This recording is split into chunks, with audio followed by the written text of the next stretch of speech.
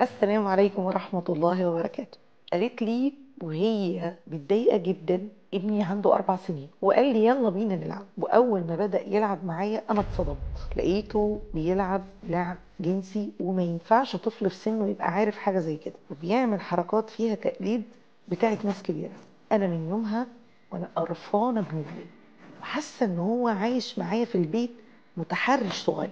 على قد ما أنا حسيت بمشاعر الام دي وصدمتها، بس صعب عليا الطفل قوي، لانه بيحصد نتيجة الخزي اللي اتربينا عليه في المجتمع تجاه هذه السلوكيات بلا اي انضباط. في فرق بين السلوك اللي انا كرهاه وبين ابني اللي ما ينفعش اني اكرهه.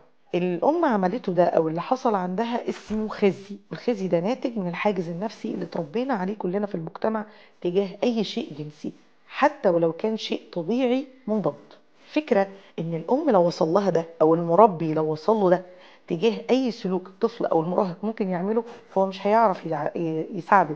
هو حقيقي في الوقت ده هيبقى لود كبير على الطفل، لانه بيحاسبه. اللغة بتاعت انا قرفانة منه صعبة جدا، ولكم ان تتخيلوا معاملة الام بعدها هتبقى عاملة ازاي. هنا احنا محتاجين نستغل وجود رمضان معانا، اللي بيعلمنا قيمة الاستغفار والتوبة واللجوء الى الله عز وجل.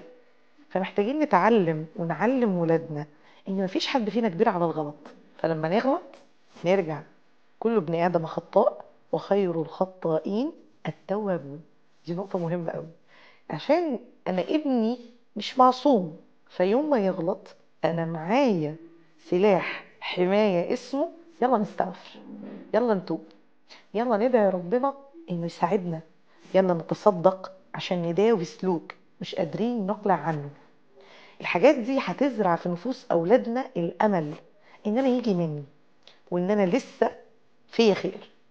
ساعتها مش هيرتكب سلوكيات ويستمر فيها فترة طويلة، لان عنده باب قادر يقبله لما يرجع تاني.